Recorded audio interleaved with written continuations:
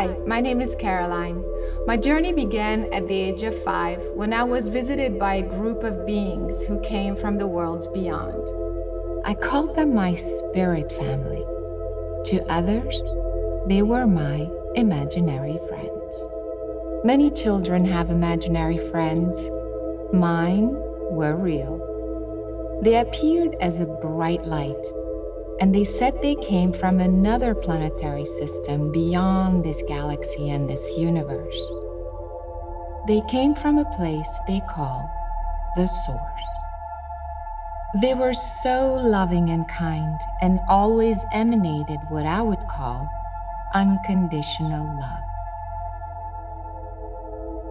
They taught me things like communicating telepathically, healing with energy, seeing things beyond what humans could see and sense. My experiences opened me up to the mysteries of the universe and the science of the unknown.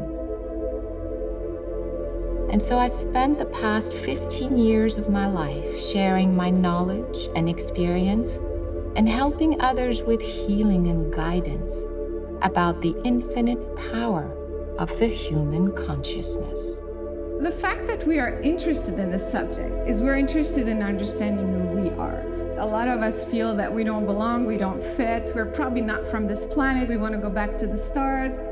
And along the way, I also listened to thousands of people from around the world describe their contact experiences to me. Soon enough, I realized all these people who did not know each other had a story that was strikingly similar. And so it was time to share the contact phenomenon with the rest of the world. More importantly, I was now on a mission to bring compelling physical validation to my story as well as others. There was a craft floating right above the freeway, maybe 50 feet above the freeway, 100 feet above the freeway, massive.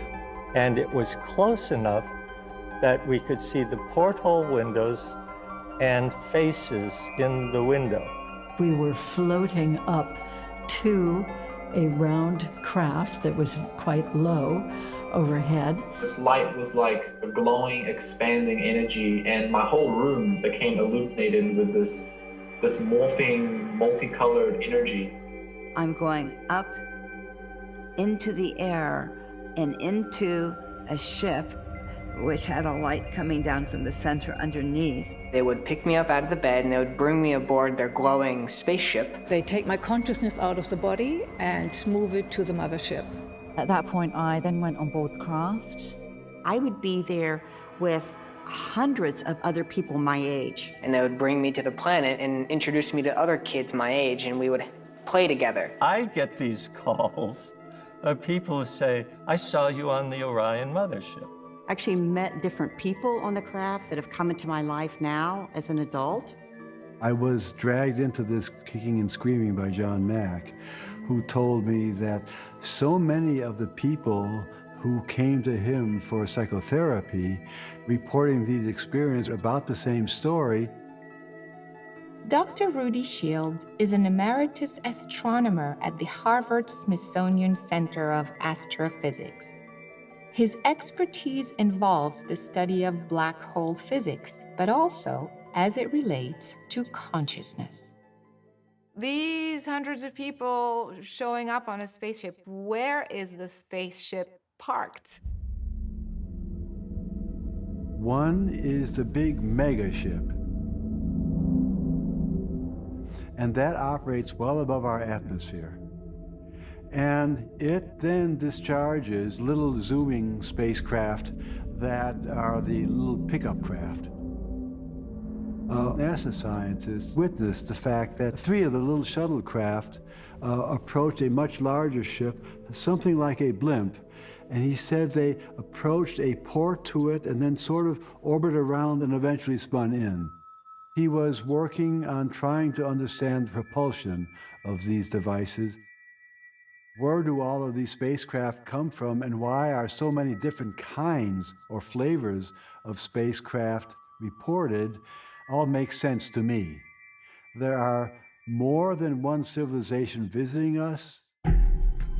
It is now clear that contact is a worldwide phenomenon. The majority of people who I have examined, and I've looked at 1,150 different abduction events, the majority of those events have been when people were awake. And so it's been about 2,500 regressions that I have conducted to people's experiences directly with extraterrestrial beings. This happens to people around the world, regardless of their background, regardless of their educational level, regardless of anything. After 20 years of looking at 3,000 individuals, I found out that this wasn't rare, that this was happening across the globe. This is not an American phenomenon. This is not a Western phenomenon. This is a global phenomenon. And it didn't matter what your belief system was, it didn't matter, religious beliefs, scientific beliefs, what age you were, what professions you had. It was doctors, nurses, teachers, it was pilots, it was policemen, it was housewives and farmers and little kids. I have worked with people from Mali, from Pakistan, from Brazil, Chile, from Europe, and from everywhere else. It's astonishing how many people all around the world all saying the same thing. Numbers of people in America that are beginning to wake up to the fact that, oh my goodness, that was an extraterrestrial contact. There's not only thousands, there's potentially millions of people out there that are living this double life. Millions and growing. According to the famous Drake equation, astronomers think planets in our galaxy with intelligent life could number anywhere from thousands to millions. However, in 1950, from a skeptical point of view, the nuclear physicist Enrico Fermi posed the question that if intelligent life is so numerous around the galaxy and the universe, well, where is everybody? Why hasn't there been contact? The answer is there has been contact, but showing that contact happens may depend on expanding our idea of what contact really is. And if we knew what these intelligent beings may look like, perhaps they would become more real to us and shed more light on the variety of species that is possible within the universe. He was a brown being with big gold eyes, and he had slits in his eyes. I thought they were very elegant, about 7 feet tall. She is what I would describe as a tall, pure cream white being, and I'm talking the color of milk. Very narrow, thin people. The skin texture was very different. It was a lot rougher, a bit reptile in appearance. His skin color is very dark bluish, I would say, with scales. And they didn't have ears. They had these